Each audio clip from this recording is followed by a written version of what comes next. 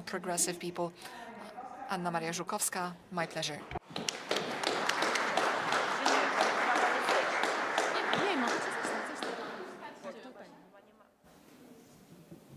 Tylko sobie stoper włączę. Ja się dezorganizacja. Szanowni Państwo, Ladies and gentlemen, we've been meeting today in this group of well-known authorities of the left, young people, but not only. We've been fighting for various values here and in the European Parliament. And we've been meeting today to talk about the issues that concern us all, basically all generations. Because, peace or lack thereof, or war, well, these are the matters that can affect us all. Doesn't matter how old you are or where you live. Unless, of course, you're a deserter. But most of us just stay in our countries because we want to protect our families, children, mothers, grandparents, our family and our homes. So the question is the Polish society ready to think differently to what it had been thinking in a different way? Because so far we've been thinking about us being in NATO and the EU, and this is a guarantee that nothing will ever happen to us.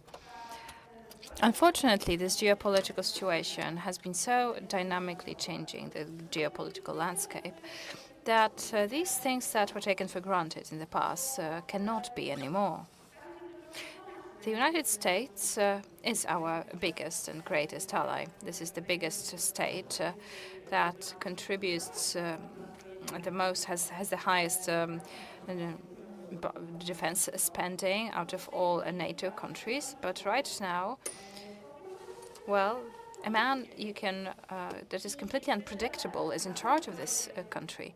And unfortunately, our arms, our military equipment bought from this state is not our own sovereign equipment that we can use wherever we want to, wherever Poland wants to use it. Because codes for F-16 or F-30, these codes are in the US.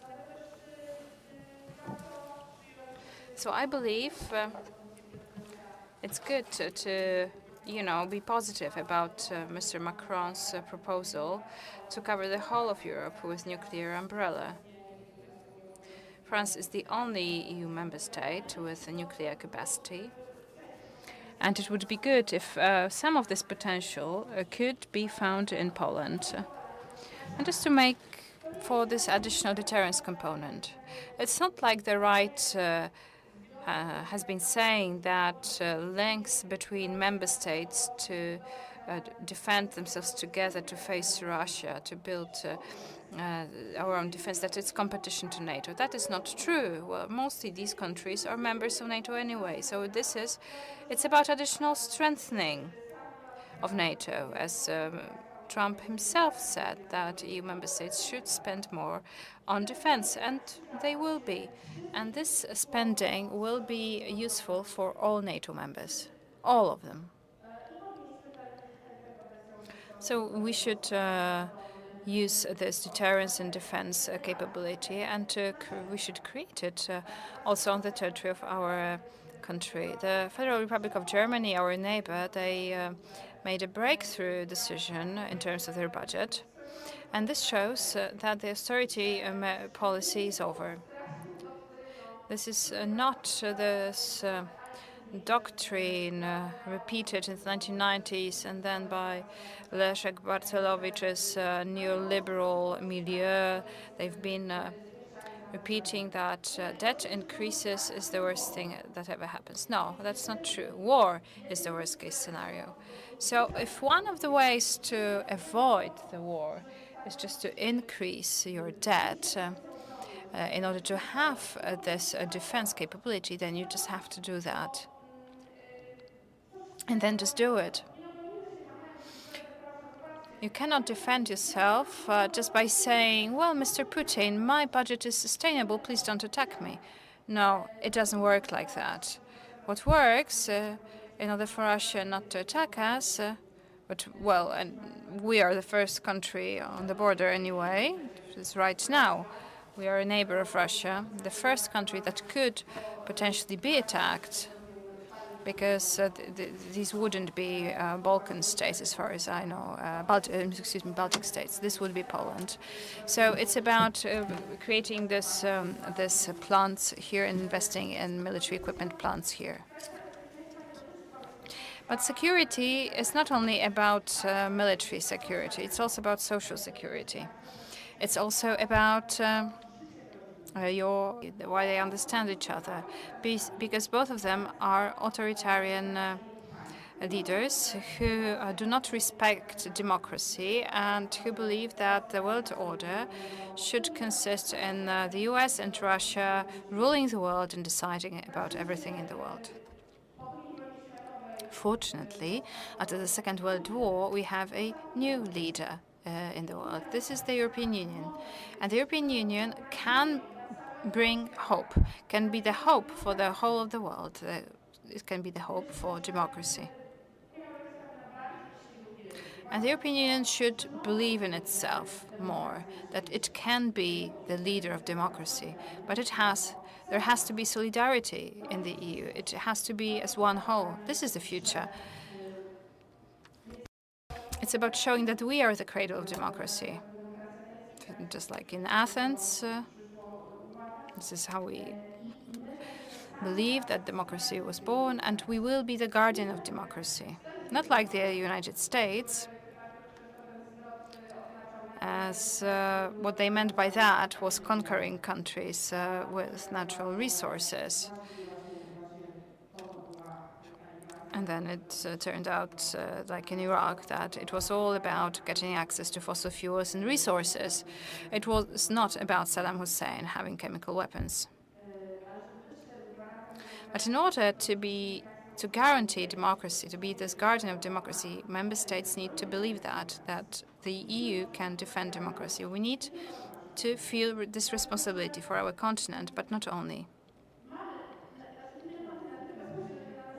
And other continents have a direct impact on us. If we have a climate crisis, if there is a temperature increase in the south, these people from the south will migrate to the north, and they will escape to Europe, to Antarctica. And they've been on the lookout for a new place to live. This is nothing new. The whole history of humanity is about that. We had all been in Africa at the beginning. You know, some went to Australia, to Asia, and only then did we get to Europe. And all migration waves in the history of humankind, all the tribes that arrived in Europe, well, this is a history of humankind in a nutshell, and this will not change. You know, wandering, looking for a better place to live, it's in our genes. So I believe it would be better for these people if we could create such conditions for them in which they will not have to migrate from where they live right now, so that they do not have to escape. And this is also Europe's responsibility. And I hope that given this military risk, well, now this determination to combat climate change has waned, and everyone has been focusing on the military industry. And I'm very much afraid that we will go away from the zero-emission policy, and we'll be back to trading gas with Russia. This is something that is pretty important for Putin and for Donald Trump as well. They want to get back to business as usual. They want Russia to be recognized again as a country where sanctions are not imposed, as a country with which you can just make deals with. We should not agree with that. We, as Poland, of course, because of our geographical location, let me just remind you, we have a border 246 kilometers with Russia. So Russia is here. We are very close to Russia. And Russia is a real direct, let me reiterate that, direct threat. I know that in Portugal, for example, or even in France, you do not feel it that way. I had an interview with one of the journalists from France, and she asked me whether the Polish left has been talking about, ending the war and that peace is the most important thing, like the hippie style, the kind of the discourse that you had after the war with Vietnam.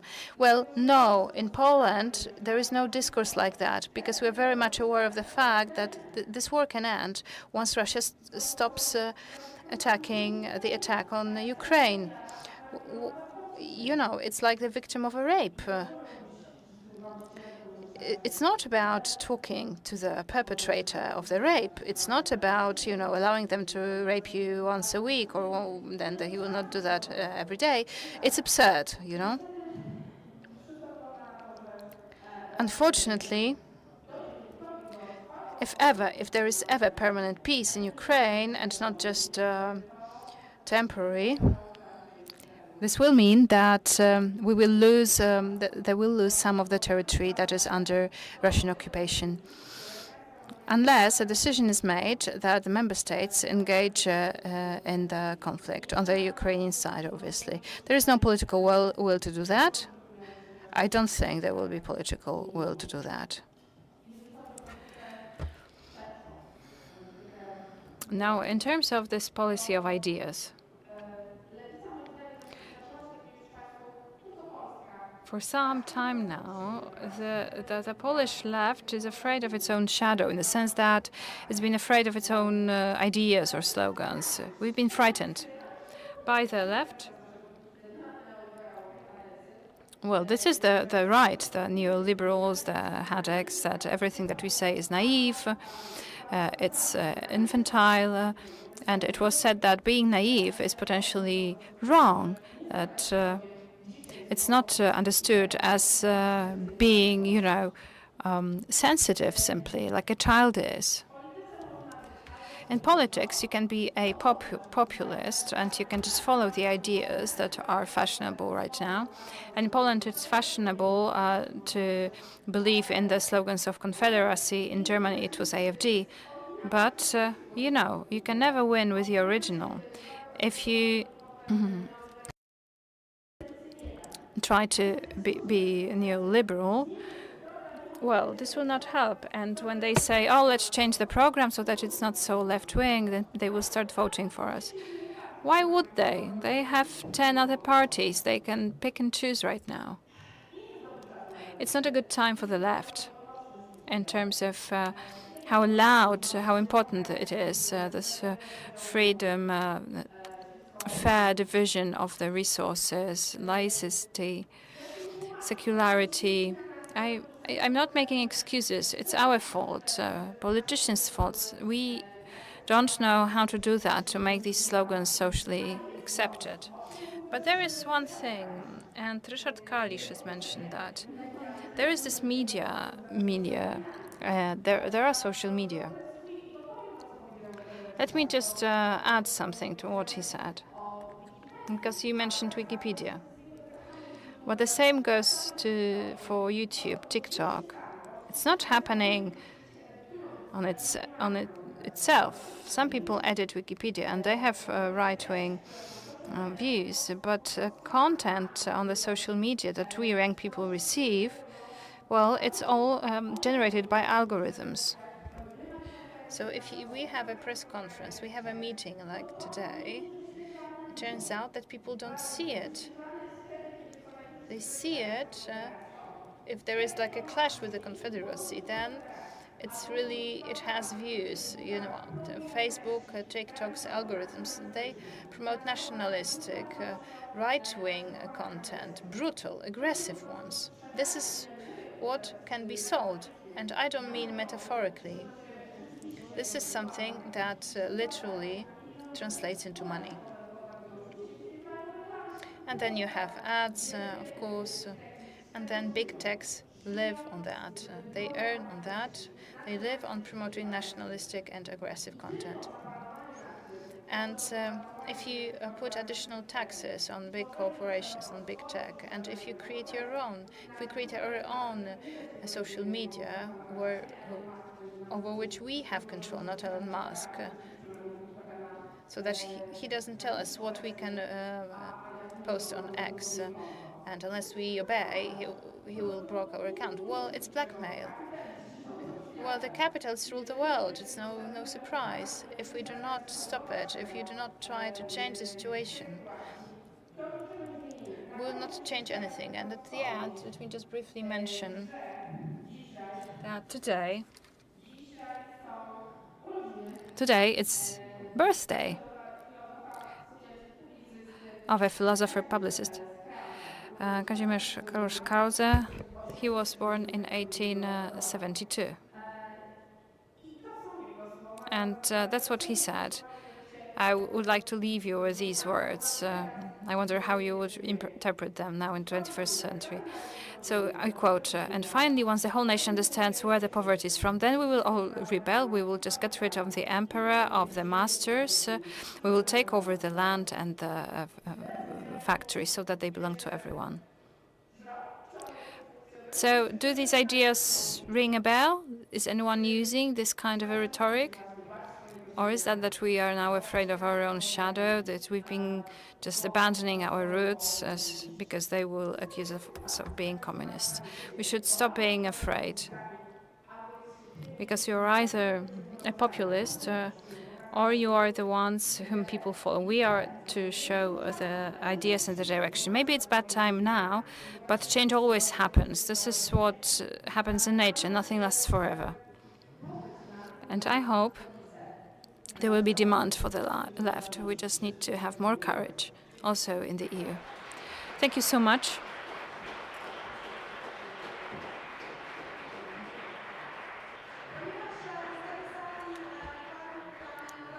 There were questions asked in this room.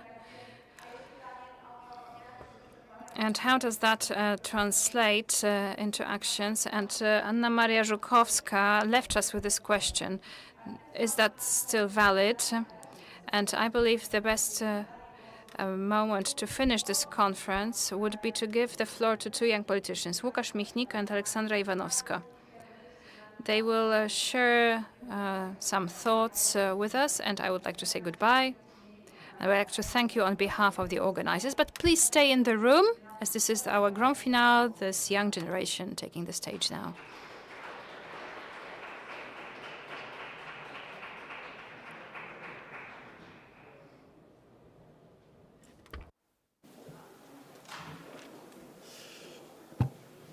Bardzo dziękuję za.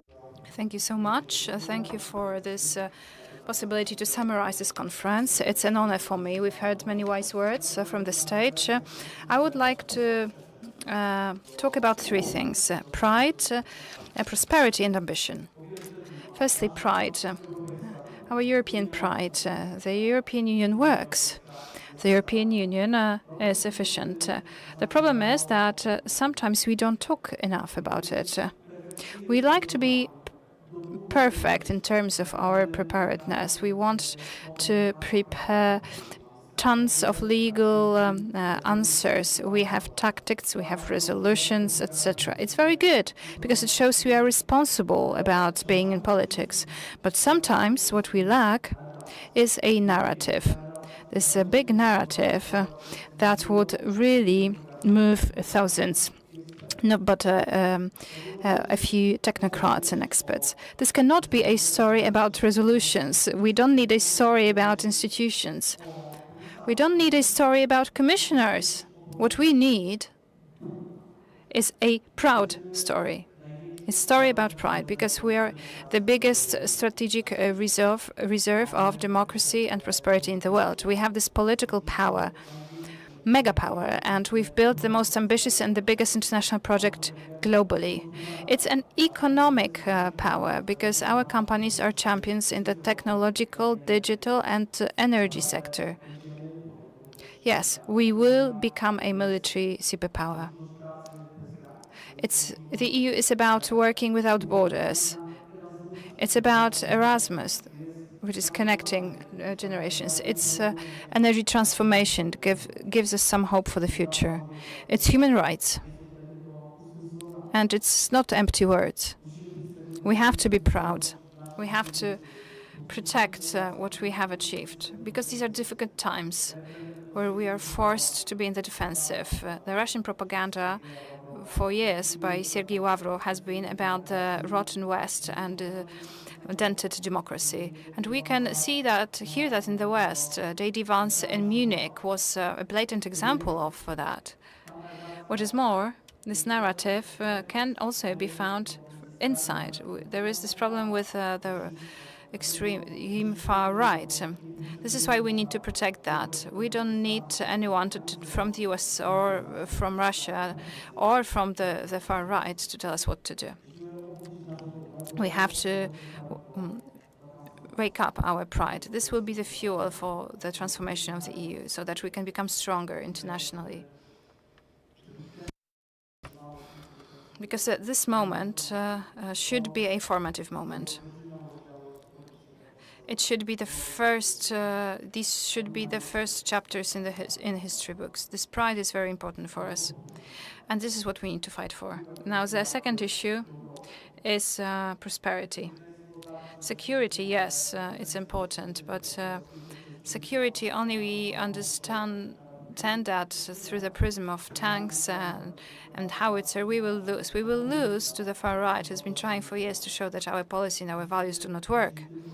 So what we need to do today is to protect the achievements of our social policy, but also to develop it, to be effective in the face of crisis. We have shown how to do that during the pandemic. We have shown how to do that when the war in Ukraine broke out, and the whole world was impressed. We should show it during the next crisis. The crisis that we've talked abundantly today, the housing crisis, a big problem for the new generation. Now, these solutions that we've heard about, they're the right ones.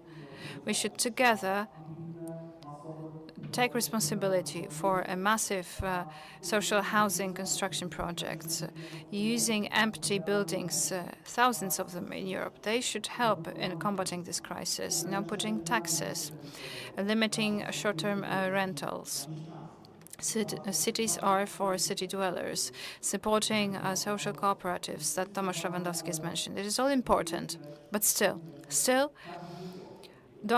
we should not fool ourselves. As long as it's more profitable to invest in the retail market than in the capital market, it will be like treating only on the surface. Because the crisis will move from the housing to the markets. It's very important because, a roof over your head should not be subject to speculation, should not be treated as an asset. This is why we need this complementary policy. It should, on the one hand, discourage people from investing in flats. There could be this additional progressive taxing of house rentals, but this is not enough. We need incentives for investments because this is what Europe needs. We need to invest in European companies. You can do that through the right tax policy. We can move these investments from apartments to the markets. This will be the most important in combating this crisis. But this is also not enough, because housing is part of the crisis that Europe has been facing. We need to be resilient. What we need to build is a state which will have strong public services, a state in which, in the face of crisis, hospitals and schools will function. We need a state, a society that is well educated, that is healthy, without internal conflicts, inequalities, or poverty. We can win with the far right with prosperity. And finally, ambition. We have to set the bar high. We have to think about big investment projects. We've been building them in Poland, like the Central Airport in Poland. We need to think about the things that we'll be doing in the long term. Krzysztof Gawkowski mentioned the investments for the future. So exemplary investments in the Polish quantum computer, Polish satellite, AI factories. We need to think about the future. People should know where the superpower has been heading. Our citizens should know what their taxes will be spent on in the future. It should be our ambition: economic, technological, scientific, and political expansion. We need to be the strength that will shape the trends of the future. But also, we need to fight for our sovereignty. in terms of military and technology and economy. At the same time, we should remember what makes us different: freedom, equality, and social justice. Thank you so much. Dziękuję bardzo. Thank you so much. And last but not least, on behalf of Young European Socialists, Aleksandra Iwanowska.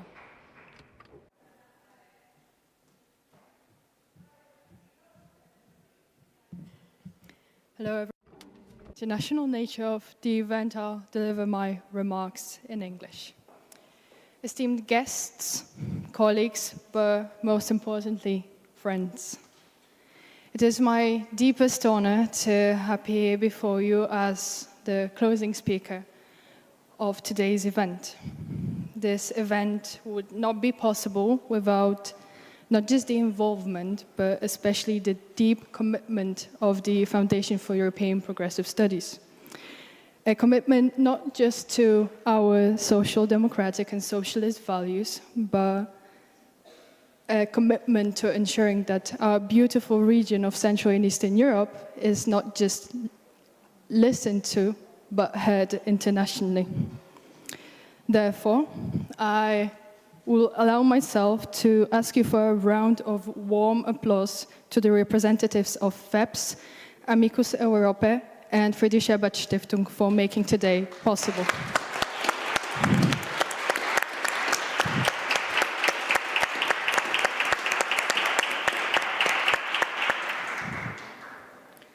I feel an immense sense of pride that the event is happening here in Warsaw. The city, for me, is not just the beating heart of this country, but is a beating heart of Europe. This city, for which I have for a very brief period of time called my home, is where I have started to gain my political consciousness, having joined Federacja Młodych Socjaldemokratów, by which extension I now humbly act as a vice president for Young European Socialists. During today's event, we have heard a lot about the multiple crises, not just before us, but crises amongst which we have found ourselves in. I am sure that every one of us will be leaving the room enriched in new ideas on how best to tackle this new reality. On days like this, more than ever, I go back to the very beginnings of my political activism that started just days before the women in this country have been denied the right to decide about their bodies and their lives. Then, as a very angry 17-year-old, confined in my room, studying in what I now term to be a COVID high school experience, I was talking to the situation in Poland, about what's happening in Poland, to one of my teachers. And he told me that to be a socialist is to be an eternal optimist. And this phrase has never left me since. Thus, I allow myself to leave you, or at least try to, on an optimist note. Let me present to you how I see the European Union. Let me present to you what the EU means to me. I was born just days before the 2003 accession referendum. I have thus never known Poland without the EU, nor the EU without Poland in it. And I do not intend to. Those two things, for me, are absolutely inseparable. Having had the privilege, but also the right, to live, study, and travel throughout all the corners of this continent, I see the EU to be a supreme value. I see it as a way of life, and I will never be able to express the extent of my deep gratitude to you and so many of you in this room that have made this to be a reality to which I was born into. The European way of life is a beautiful yet euphemistic phrase. Never have I expected for it to mean to me what it does now. Thinking back to my very dear grandfather, a person of the left, since his youth to his very, very last days, The words he'd always reply to me when I'd inquire about the Second World War and his experience in it ring in my ears daily. He'd say to me not to ask him about the war, because thankfully I will never see it, and my duty is to focus on the future. But I have seen it. I have seen so many faces of it, and I have seen many faces of people whose lives it has shattered. And for sure, it has altered mine personally. Having spent many nights volunteering at the train stations, and one of them being Warszawa Zachodnia, not far from here, you can see it behind my back, I have understood, amongst many, that what we have, this European way of life, the way we live our life and our reality, it is not a given. It can be quickly taken away. Thus, it needs to be protected. Thus, this is my call to you. It is the time for the European Social Democrats to walk our talk of a social Europe, of a progressive Europe, and most importantly, a Europe that places its youth at the very core of its decisions and actions.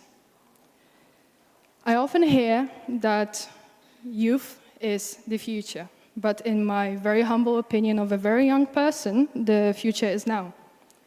And the way we need to face it and tackle the reality that we are facing is by intergenerational solidarity. Thank you very much.